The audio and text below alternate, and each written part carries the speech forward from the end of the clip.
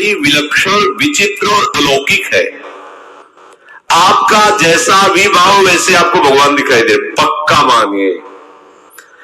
आप स्त्री भाव से देख रहे हैं तो भगवान आपको स्त्री रूप में आपके पास है, पुत्र भाव से पुत्र रूप में। आप जान नहीं पा रहे वही है, दूसरा नहीं है। हजारों बार बता चुके हैं कि ना मानने और ना जानने पर भी आपके हृदय में सत्ता उन्हीं की है। जिस दिन वो भगवान अंतर ध्यान हो जाते, प्यारे पुत्र, प्यारी पत्नी, प्यारे सुहृद मित्र आदि को आप चिता में जला देते हैं, तो था ना आपके हृदय में आदर, पर आप अनजाने से भी भगवान का ही आदर करते हो। अगर जान करके आदर कर लो तो तुम मुक्त हो जाओ इस दुख से, इस प्रपंच से।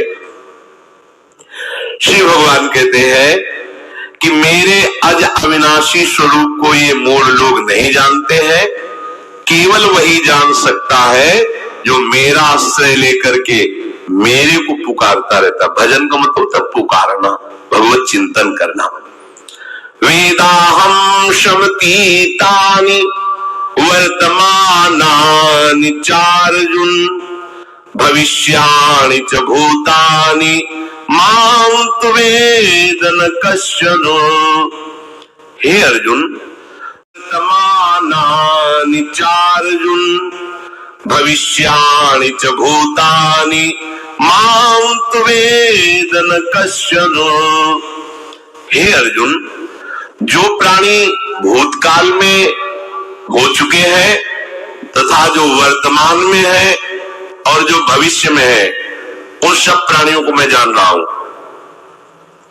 जैसे आंवला ऐसे रख लो तो चारों तरफ से देख सकते हो, ऐसे भगवान अनंत ब्रह्मांडों को, जीवों को एक साथ देख रहे हैं। ये भगवान की भगवत्ता है, एक साथ देख रहे हैं। कोई भी जीव ऐसा नहीं है जिसको भगवान का दुलार नहीं मिल रहा हो, कहीं भी हो, अनंत ब्रह्मांड सबके लिए जो आवश्यक हो भेज रहे, कोई भूखा नहीं रह सकता। एक बार वीर शिवाजी समर्थ गुरु श्री रामदास स्वामी जी के पास गए और कहा कि स्वामी जी अकाल पड़ा हुआ है, तो हमने सारा का सारा खजाना खोल दिया और सबको पवाया। तो गुरु बड़े कृपा सिंधु थे, उन्होंने देखा कि इनके हृदय में एक गर्व का अंकुरण हो रहा है कि मैं भरण पोषण किया सबका अकाल में। और उनका कि शिवो या थोड़ा उठाओ, आओ चलो हमारे साथ।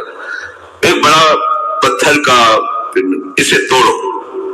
महाराज जी तोड़ा, हटाया तो नीचे मिट्टी में दबा हुआ स्वस्थ मेढक एक ऐसा, बिल्कुल। बोले इसको किसने दिया?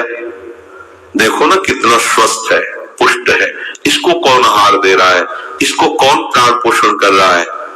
बोले भगवान। तो बोले तुम कैसे दाता बन गए? संपत्ति तो सब भगवान की है, भगवान ही सबका, ये अहम मत करो कि तुम पोषण करते हो। नहीं, छोटी सी गति को भी गुरुदेव बर्दाश्त नहीं करते। जो गुरु शरणागत होता है वो उनकी बात समझता है, अन्यथा वो अपनी मनमानी वृत्ति को ही आदर देता है, गुरु की आज्ञा वृत्ति को नहीं देता। छोटा सा भी अभिमान का कण अपने जनों में गुरुदेव को बर्दाश्त नहीं होगा, क्योंकि यही भगवत प्राप्ति में बाधा बन जाएगा। कितने जीव चराचर जगत में, देखो हमारे भगवान की भगवत्ता, सबको देख रहे हैं, सबको व्यवस्था दे रहे हैं, सब कुछ देख रहे हैं।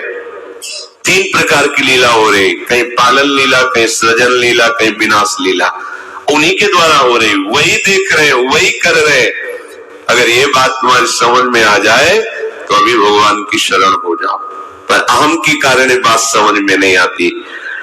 जो भूतकाल में हो चुके हैं, वर्तमान में है, जो भविष्य में होंगे, सबका प्रभु वर्तमान की तरह देख रहे, दर्शन कर रहे हैं। परंतु मुझे मेरे भक्त के सिवा कोई नहीं जानता है। भक्त के सिवा कश्यन, कोई भक्त बिरला, वही केवल भगवान को जान। भगवान सबको देख रहे, भगवान की दृष्टि सब पे है। अगर ये बात आपकी समझ में आ जाए तो अभी आनंद आने लगेगा। मैं भगवान की दृष्टि हूं, बस आज हमें सत्संग से बात मिली कि मैं भगवान की दृष्टि हूं, मुझे वो देख रहे हैं, बढ़िया बन गया। अब आप पाप कैसे करोगे? क्योंकि भगवान की दृष्टि में भगवान आपको देख रहे हैं। डरो, किसी गवाही की जरूरत नहीं, वो देख रहे हैं। तो आप भय क्यों कर रहे हो? आपको भगवान देख रहे हैं, आपको डरना नहीं। फिर आप कामना क्यों कर रहे हो? भगवान आपको देख रहे हैं, जो चाहिए उस समय से दे देंगे, आप निश्चिंत रहिए। अगर आप अहम करोगे तो भूत के प्राणी, भविष्य के प्राणी अथवा वर्तमान के प्राणी सभी भगवान की दृष्टि में वर्तमान की तरह ही है। ये भूत भविष्य वर्तमान काल केवल हम लोगों की दृष्टि में भेद है, भगवान की दृष्टि में नहीं।